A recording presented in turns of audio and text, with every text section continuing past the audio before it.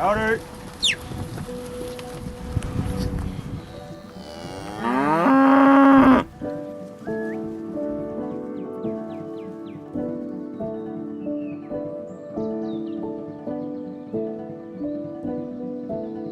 We have a shared 100-year-long vision.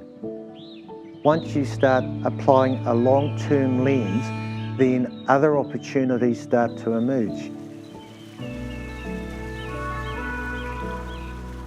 At the moment, we're a sheep and beef farm, predominantly. That's what provides us with our returns today.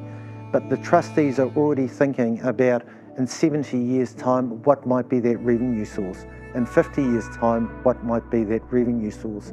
And once you have that long-term focus, it starts to enable us to make decisions to accelerate that drive towards profitability. That's allowing the trust to create a mosaic of land uses, much more at harmony with the environment we farm, and also is much more broadly supported by the owners. That's all 1v2. What we're trying to do here is to provide something more tangible and something more meaningful, something that provides opportunities to create a platform that enables future generations to make decisions based on options rather than necessity.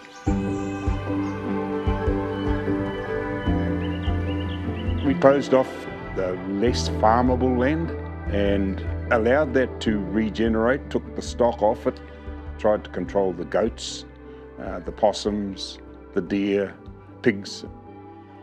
Quite a mission actually, and it still is an ongoing problem. We decided that we would assist the natural regeneration by planting primarily manuka and totara. Manuka we saw as being a provider for a shorter term income stream from honey, and this area has a history of providing totara going way back. And that waka up in the Auckland Museum, for example, was carved here in this area. So talking to some of the local carvers, they're finding it very difficult to source totara for carving. There's also rongoa potential.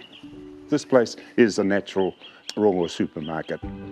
So Anewa has that unique ability to be able to provide relatively pollution-free materials. So I think these things are going to become more and more important as the years go on.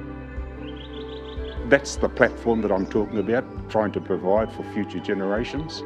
I think we need to understand exactly what it is that we've got and nurture it and make sure that we preserve it. The trustees made a decision that was best for the land. Once we'd made that decision and realised it meant reducing our sheep and beef farming operation, the trustees then turned to say, how do we generate a return for our owners from the land we're taking out of sheep and beef farming? And putting that land into the ETS growing trees was a logical alternative.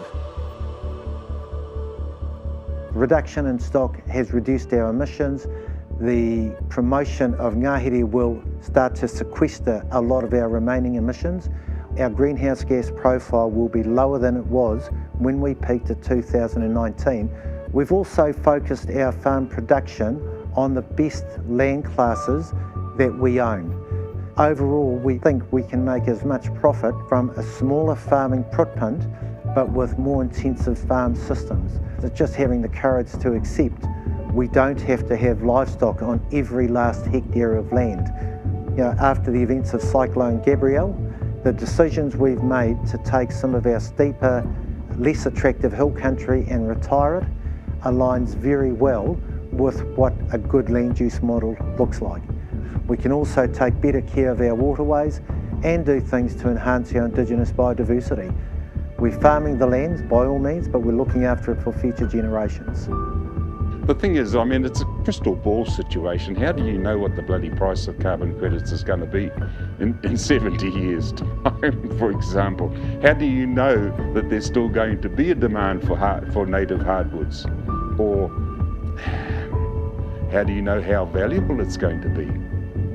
But that's only measuring it in financial terms.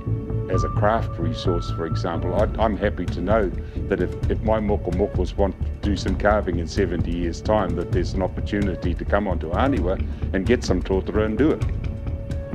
Whereas now, it's not so easy.